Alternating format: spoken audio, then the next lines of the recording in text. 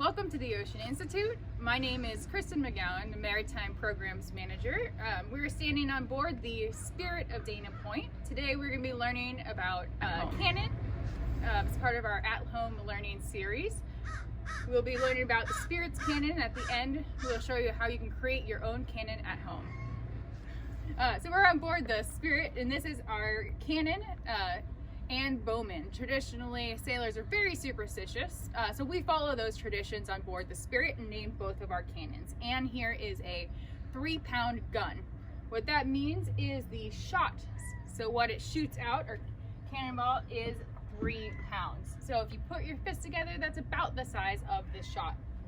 So first thing you do if you're a gunner, and we will fire this when we're at sea, first thing you're going to do is clean it. Because the last thing you want to do is have extra explosives in the barrel So first we're going to sponge it.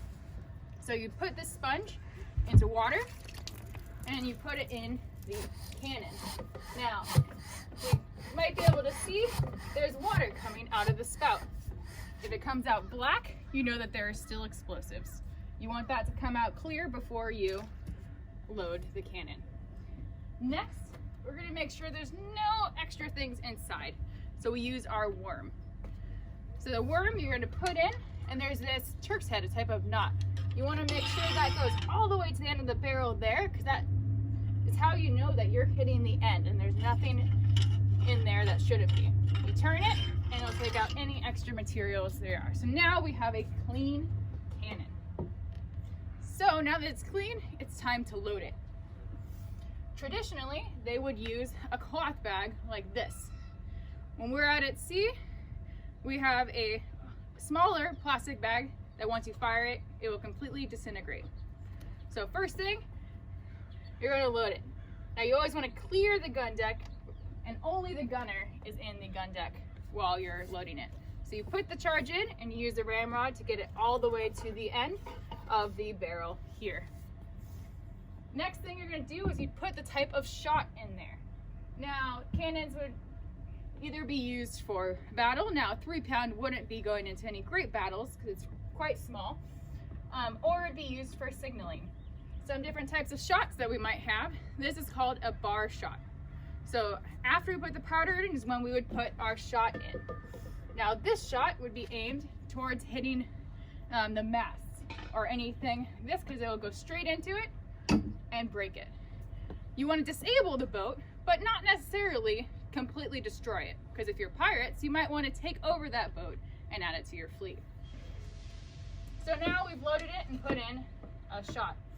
Next thing you're going to do is, traditionally they would use a powder horn. So you're going to put extra powder in there on top of the charge, which has already gunpowder in it.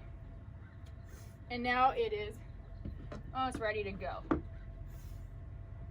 You're going to use this to prick and prime and kind of get that gunpowder out of that cloth bag. So now it's ready. So we clear the gun deck.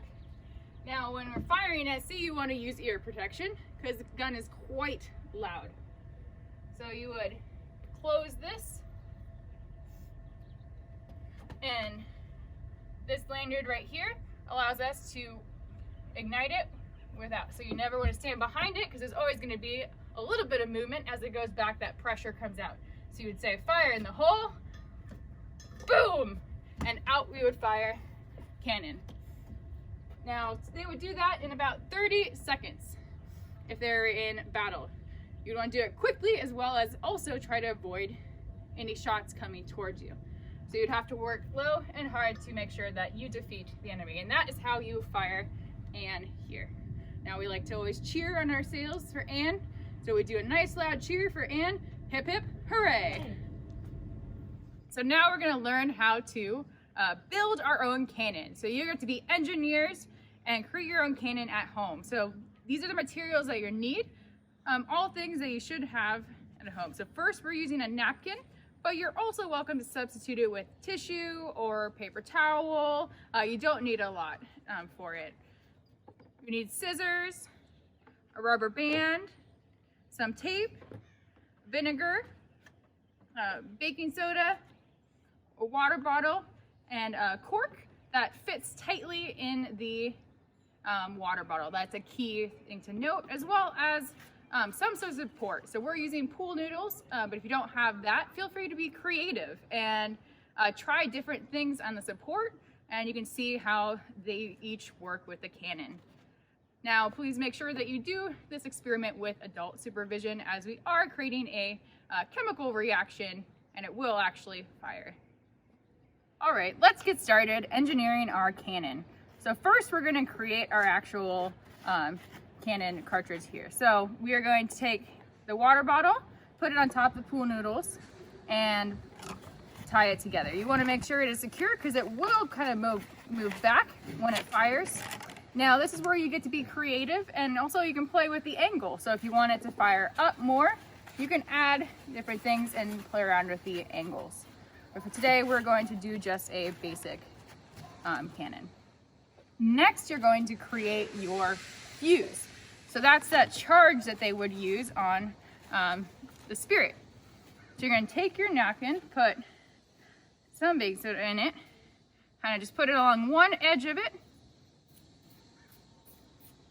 and then you're going to wrap it nice and tight. It has to be pretty tight so it will fit into the water bottle. So you're going to roll it tight. You don't need a ton, so you might want to cut off some of the napkin. So we're going to cut it a little bit shorter.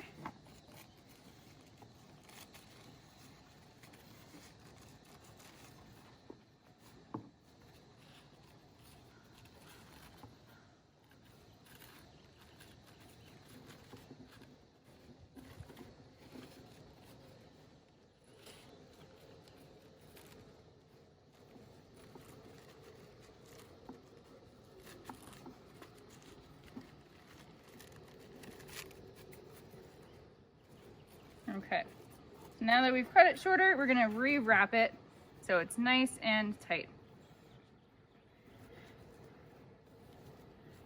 Once it's all nice and tight, we're gonna tape it together. So you don't want anything to, so you're gonna tape the ends.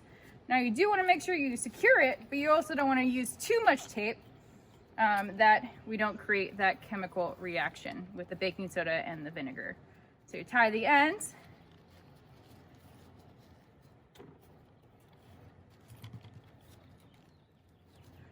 As well as get that side that's coming apart right there.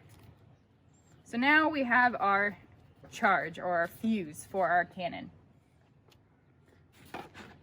Next what we're going to do is we're going to take some vinegar and put it into our cannon. You don't need to fill it about a quarter of the way full, otherwise it will have quite a big reaction.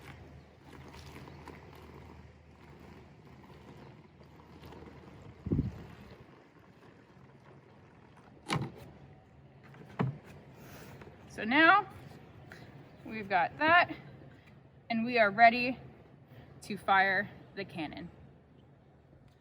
So here are some tips and tricks to help you with building your cannon at home.